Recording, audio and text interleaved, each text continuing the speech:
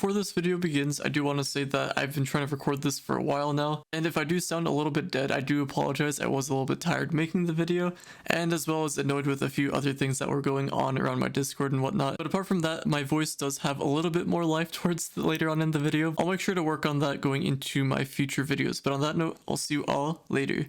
In this video, I'm going to talk about all the subclasses in the game and which ones are good, which ones are bad. As you can see, we have a chart over here that goes up to tier 7. So if you look at the power rank column, actually, if you go up to, for every 5,000 power rank you go up, you're going to be gaining a buff to your passive ability for every 5,000 power rank you go up. And for the level column, as you can see here, all of these things at level 30 is going to be what it is. So it might be a little bit different for you guys if you aren't level 30, but we're going to go over all of the subclasses in general. So the ones you can see here, like jump, flask capacity, this is all involved with your level. And if we hover over the class, actually you can just see the passive right there. So just note that every 5,000 power rank you're going to be gaining a boost to that passive, but we'll go over all the classes here in a second. And in this example, I'm going to be using my Fae Trickster, but I did remove a couple of things so I can just show you guys. I'm in Uber 10 right now, so I just took off my big gem over there, just got rid of some light just so I do a little bit of damage, not too much. I'll just showcase everything here for you guys. So if we just start with the Knight subclass, if we just go over here, I get a bonus to my flask capacity. So at level 30 I get 6 more. So if we just go over here, I get 23 instead of 17 now. And if we check out my movement speed on a mount, it says I have 90 movement speed on a mount over here just by hovering over it. But if I just go on one, you can see that I'm at 125, so I can just move around a lot more quicker. So overall, this is a really good subclass if you're farming. It's a very helpful one to have. Moving on to the Gunslinger. Now this is actually going to be a helpful one if you're brand new to the game, especially because it gives you jump. So if you're struggling with jump at level 30, you get 10 jump. But as far as the passive goes, I'll show you what the passive does. So if I just jump with my character, you're going to see an aura around my character, a little ring when you just first start jumping. That little aura means you're going to be gaining a boost to your damage every time you're in the air. So if we just go damage an enemy, just pay attention to my damage numbers.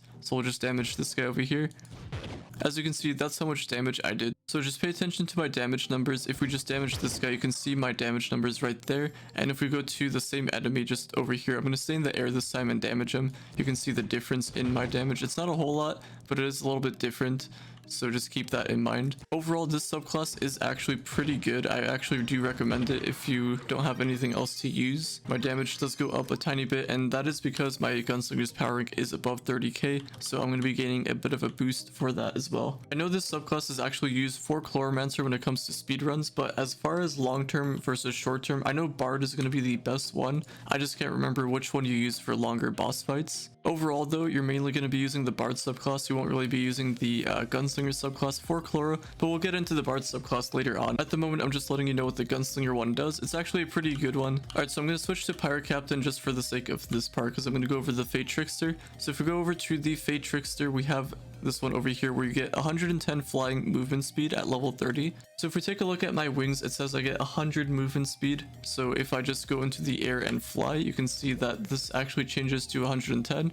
So at level 30, you get that bit of boost. And as far as the passive goes, every time you crit an enemy, you get a shiny bomb that damages enemies and it also stuns them. So let's just go check that out real quick. There's an enemy over here. It says a chance of spawning, so we'll just damage him. Okay, we kind of just destroyed that guy. Let's go to someone else. All right, so I actually just took off all of the gems for my cosmics just so I don't one-shot the enemies, and I'm just going to show you the example of what this subclass actually does. So if we go over to an enemy like this real quick, as you can see, there's going to be that stun right there. That's going to be the stun that this subclass does. So overall, it's not really a good one. I don't really recommend it. It is kind of cool having the flying movement speed, but it's not a super good one overall. Alright, so I had to switch to Shadowhunter for this next one. So we have Dracolyte. So if we go over to the Dracolyte subclass, that's actually going to be this one right over here, the one that's burning.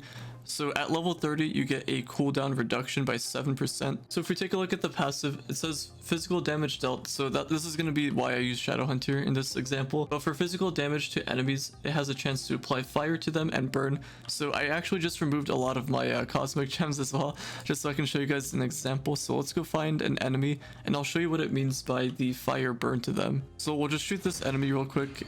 And as you can see, there's fire being applied to them. Let me just show you again with this enemy over here. So I'm just going to shoot him once. As you can see, there's fire being applied. That's why there's a bit of damage going on to them. It's not a super good one to have, but it is kind of cool to have. It doesn't do a lot of damage. It's not going to help you that much. Overall, I don't really recommend this one to anyone. Next up, we got the Neon Ninja Subclass. So this one's actually going to give you the jump that you get with Gunslinger as well. So like I said, if you need the jump at level 30, you get 10, so you could use it if you really need the jump. But as far as the passive goes, it says chance to deal bonus damage to enemies with less than 20% HP. This isn't going to be super good, super standout, but it is alright. So I'm actually just going to remove more of my things just so you get a better understanding of what it does. So if we go to an enemy real quick, I'll just try to get him kind of low. So as you can see, it's pretty low. If I just do that, I did a lot of bonus damage there. So let me just go to another enemy. You can compare the damage before and after. So if we go to an enemy over here, you can just I'll try to get him below 20%. So somewhere around there, as you can see my damage numbers, and that's the bigger damage number. So I do a little bit more damage, and it's only a chance for this to happen. It's not guaranteed. Like right there, as you can see, that wasn't guaranteed. But I'll go to another enemy over here just to show you guys. So my damage is pretty consistent, and then right there you can see the big damage numbers. So that's pretty much what this subclass does. And obviously if you have, 30k power rank or more, that's going to be your biggest buff for that passive ability. Overall, it is actually kind of decent, but at the same time, with a game like Trove, like when it comes down to farming, you're going to be trying to one-shot enemies. That's going to be your main goal. And once you get to that point of one-shotting, you're not going to be, making use of this at all, because even with the amount of light I have in my coefficient, you can see that if I just damage them, I don't do that bad of damage. Like I can kill them pretty consistently. And if I triggered my martial emblem, for example, I would just do a lot more damage. So overall, I'd say the only place you might ever want to use this is for delve bosses that are kind of strong and you get them below 20% HP. You'll do a little bit of a bonus to them. Now going over to the Candybarb subclass, this one actually just gives you 105 stability at level 30. It's actually really useless. If you don't know what stability does, it basically makes it so if you get hit by a mob or just, you get hit, you go flying somewhere, stability just makes it so you do less of that. It's actually pretty useless. It's not really the best ability. It's not a stat that you want to focus on really. Maybe if you're a tank, but like even then, this game isn't really based off of tank DPS healer type thing, even though it was kind of meant for that like in the beginning of Trove. But anyway, if we look at the passive ability for Candybarb, it says that damaging an enemy has a chance to drop a candy that increases attack speed and movement speed, or healing. So actually this is a really good subclass for farming. It's actually not the best for Shadowhunter when it comes to attack speed, but it is good because it gives you movement speed. I'll just show you what you're supposed to be looking for. Alright, so there's an enemy over here. I'm just going to shoot him and see. There we go. That's the candy, that red thing that just dropped for me. As you can see, there's an aura thing around me. That's the boost you're looking for. That's going to be giving you the attack speed and movement speed. So there's an enemy over here. I'm going to shoot it and see if I can get the drop for you guys. There it is again. As you can see, there's a thing around my character. That's going to be the buff you're looking for. It's actually a pretty good subclass because it does give you 20 movement speed as well as other perks, but the movement speed is going to be crucial for farming. So overall, I would say this is a pretty good one for farming. Now next up, we got the Sage subclass. So this is actually going to be a pretty good one. It does give you magic damage for level 30, and I'm using Shadowhunter, so we'll just ignore the magic damage part. We'll just look at the other stuff that it does. So the passive for the Sage subclass is chance on damage received to activate a shield that lasts for 5 seconds, and while it's active, the movement speed, the magic damage, and the attack speed are increased. Damage received greater than 50% of your HP is absorbed. So let's go take a look at that. Let's go take some damage real quick. And pretty much the way this should work is like Sage's ultimate ability. Alright, so I went to a dungeon. We got we got someone over here. Let's see if it activates.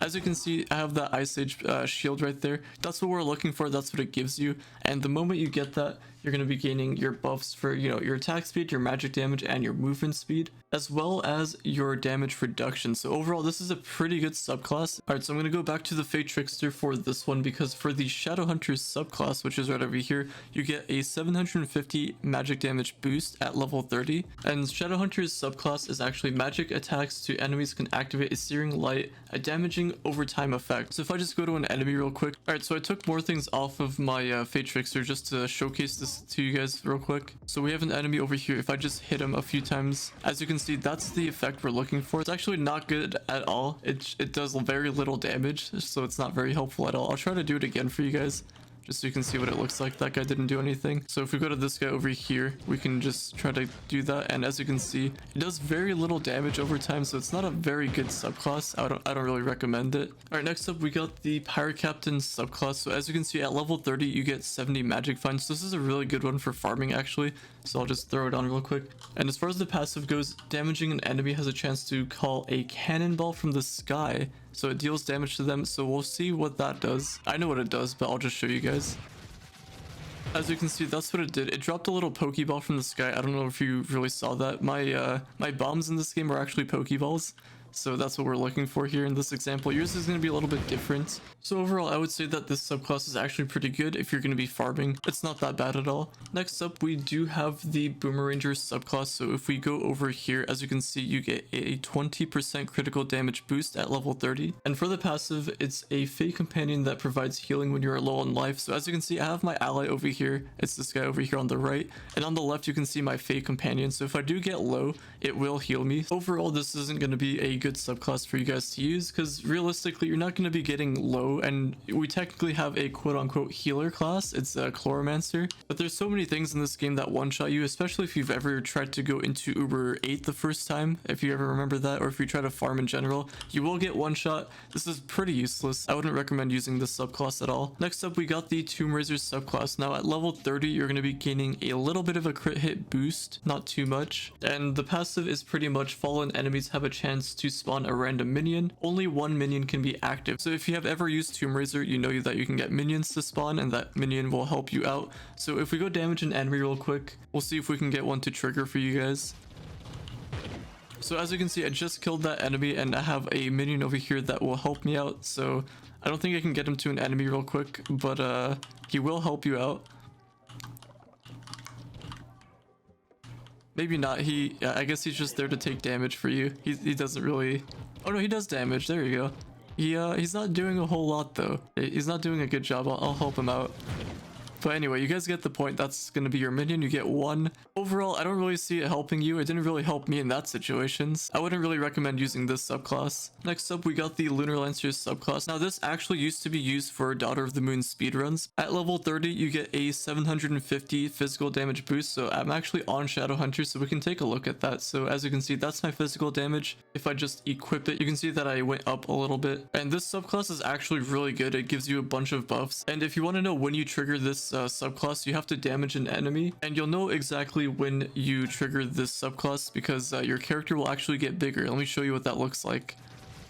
So as you can see, I'm damaging that enemy and my character got bigger, so I'm going to be getting a lot of buffs. Those are all the buffs that I get for the character. So overall, this is a really good subclass. I do recommend it. It is a little bit weird because your character does get bigger and you might feel slower, but it is actually a pretty good one to have for damaging enemies. Next up, we got the Revenant subclass. So if we go over here, as you can see, at level 30, you get a -6% incoming damage. That's going to be pretty useless because you will still get one shot. It's not going to be too helpful. And the passive is successful attacks return health, so it's also useless. So we don't really have to talk about this subclass. We can just move on here. At this point, I'm sure you guys already know which subclasses are going to be good. But anyway, let's go on to the Chloromancer subclass. So that's going to be this one over here. And at level 30, you get plus 60% maximum HP. Already not off to a good start, but we'll throw it on. We'll get some HP real quick, as you can see right there. As far as the passive goes, enemy attacks have a chance to cover you in thistles, which I'll show you what that is in a second, returning damage to the attackers. So if you ever played Pokemon, I'm sure maybe you've encountered a Wobbuffet that uses Mirror Coat or something like that. This is pretty much like that. So let's just go to an enemy real quick. We have our demonstration right here. If he, you know, decides to attack us. Alright guys, he's not attacking us. I'm gonna go to someone else. Oh wait, no, he did. This is what you're supposed to be looking for. I got attacked. This is what happens. I'll see if I can get it to trigger again. So we have the enemy over here. We're just gonna have him attack us, and let's see if we can get that effect again.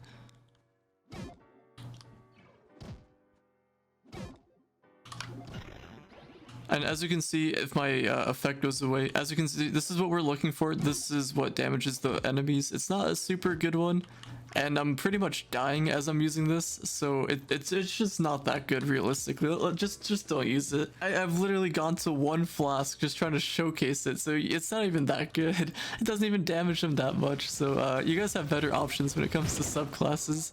Now moving on to the Dino Tamer subclass, we have this one over here. At level 30 you get 5% attack speed, so that's an alright one to have already. And as far as the passive, critical hits have a chance to root targets in place for a short duration, so it's not good.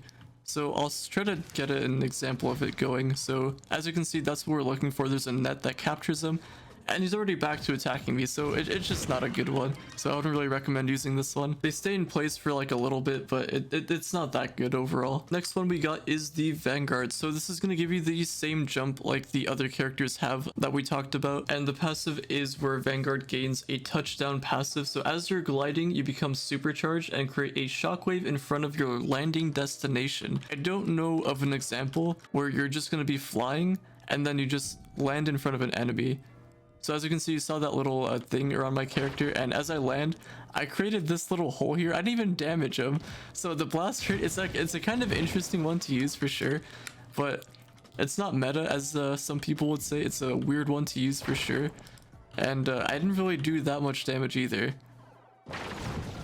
And keep in mind, I have a max Vanguard, a nearly max Vanguard, so as you can see, it's not that good, but it is a cool one for sure. So if you do want to try it out, you could go for it. It's an interesting one for sure, I'll give it that. And last but not least, we have the Bard Subclass. So this is actually going to be the best one for Chloromancer when it comes to deep delves, and just in general, you get a 20% crit damage boost, and as well as all of these buffs that you can see on the screen right now. I don't really need to showcase it. I think you guys get the point. This is going to be a pretty good subclass for you guys to have for sure. And if you're doing purple runs for delves, you're going to be wanting to use this subclass over here, the Bard one. You're going to be putting it on your Chloromancer, and Chloromancer will do a little bit more damage, so that is always good to do for sure. But yeah, that is all the subclasses. I finally talked about all of them. This video took me a while to do actually, but hopefully you have enjoyed. I've been trying to find a way to showcase this for you guys. I've been working on it for quite a while now. But anyway, if you like what you see on this channel, please drop a like, subscribe if you are new. It helps out quite a bit here. If you want to be responsible for a future Trove video, drop something down in the comments down below,